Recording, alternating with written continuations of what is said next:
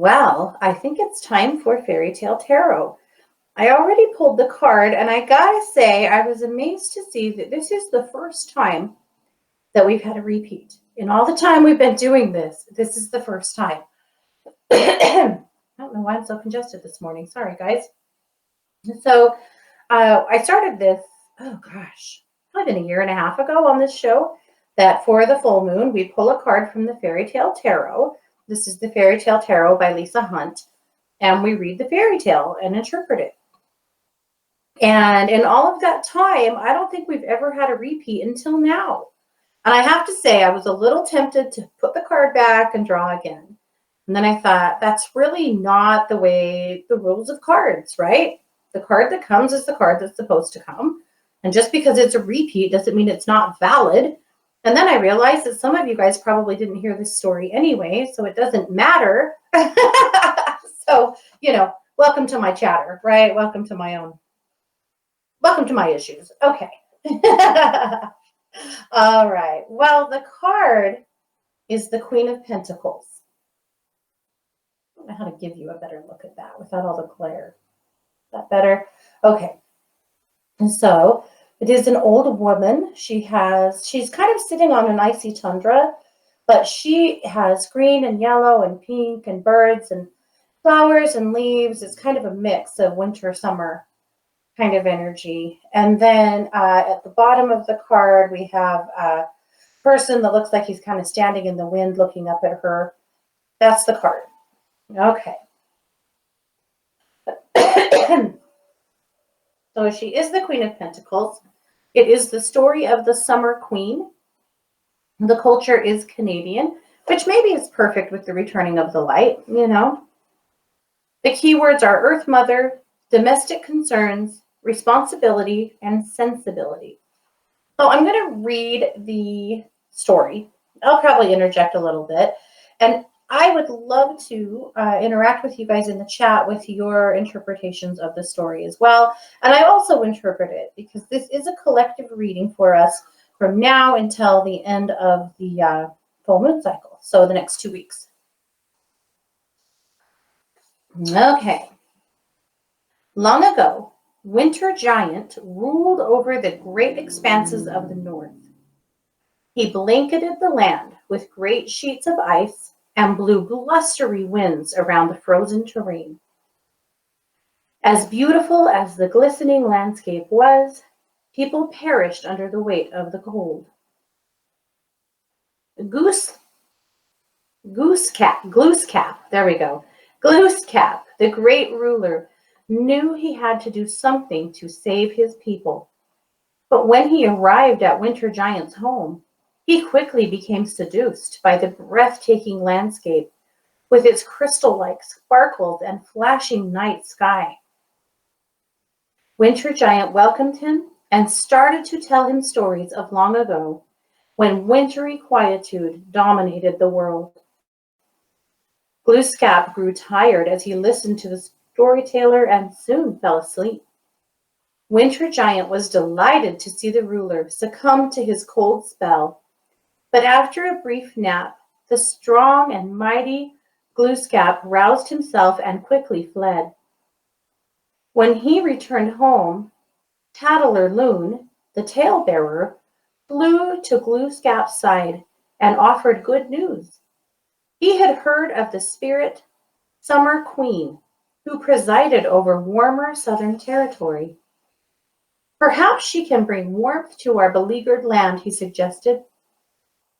Glooscap thanked Tattler Loon and set out to find Summer Queen. He traveled across the miles, then jumped on the back of his friend, Blob, the whale. Because who doesn't have a friend named Blob, the whale? They swam through the frigid waters until the sea winds grew balmy. Arriving at a sandy shore, the sweet fragrance of exotic flowers welcomed the visitors to paradise. Glooscap thanked the whale and helped him back out to deeper waters before resuming his quest. He traveled along lush trails and finally came to a wilderness filled with singing birds, palm trees, and softly moving streams. He peered from behind a tree and witnessed a lovely maiden performing a festive dance. They surrounded a radiant fairy covered in flowers. While distracted by the maidens, a wise woman came to his side. "Who are the maidens that dance in the golden light?" asked the friendly-looking woman. "Oh," he asked the friendly-looking woman, "that is Summer Queen, daughter of Rosy Dawn, with her daughters Sunshine, Light, and Flowers," she replied.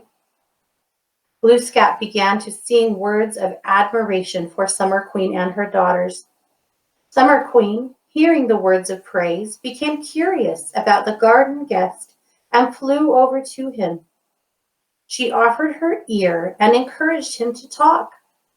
Glooskap, grateful for her attendance, told her of the plight of the Great North and how he desperately needed her help. Summer Queen generously agreed to assist him and kissed her daughters goodbye. She accompanied Glooskap on a journey back through the trails leading to the Northlands. When they arrived, the people were still suffering under the unrelenting grip of Winter Giant's harsh hands. Summer Queen was moved by their distress and determined to help Glooskap's people. Together, they approached the Winter Giant's imposing ice fortress. He welcomed them and was quite enchanted by the Queen's beauty. While he presented himself as a charming spirit, he was secretly attempting to cast a sleeping spell on them. But try as he might, Summer Queen and Glooskap remained alert. The more he attempted to force his will on his visitors, the warmer he became. Soon, the intractable ice cracked and broke away, melting into pools of water and mud. All around him, his precious snow softened and dissolved under the warm rays of Summer Queen's embrace. She stood her ground and roused everyone and everything from a sleep as elevated temperatures awakened the sleepy earth. The thawing ground sprouted new life. Trees boasted new buds, just in time for the returning birds. The humans crawled out of their winter tombs and danced praises to the returning sun. The giant, conceding defeat, wept cold tears as he faced the triumphant Summer Queen. She spoke confidently as her hair blew around in the warm breezes. "I've proven myself more powerful than you. You can have the very far reaches of the North Country. However, from now on, you will only be able to visit this land for 6 months until I return in the spring, but only if you agree not to exert excessive force upon the fragile inhabitants of the land." Winter Giant accepted the terms and fled to the far reaches of the north until autumn returned. That is how Winter Giant and Summer Queen divided their rule, allowing the people to follow a cycle of planting, harvesting, and resting each and every year. That is one of the most polite stories we have read, right? She very politely overcame him and overpowered him with an embrace. I mean, we've read some creepy fairy tales where, some pretty shady shit went down, but this is probably the kindest one we've read. Maybe, pretty close. The last Native American one we read was really sweet too. But anyway, so here's the symbols and meaning. The warmth of Summer Queen is represented by vibrant, warm colors. I should show you the card so you know what we're talking about. She is represented by vibrant, warm colors. She holds an orb of energy. Flowers cascade from her hair, representing fertility and abundance. The geese fly where the sun is. They are connected with the earth surrounding them. Butterflies symbolize renewal. Summer Queen's presence juxtaposes the cold rigidity of the earth. Her influence breaks through the ice. All right. And what the author says about this book, or about this story, is domestic concerns may be at hand, You may want to seek the advice of someone who can assist you beyond a period of stasis. This in turn will assure more stability in the future. Okay, so that's the story. So, hello, Jerice. I would happily read for you. And hello, Oriana.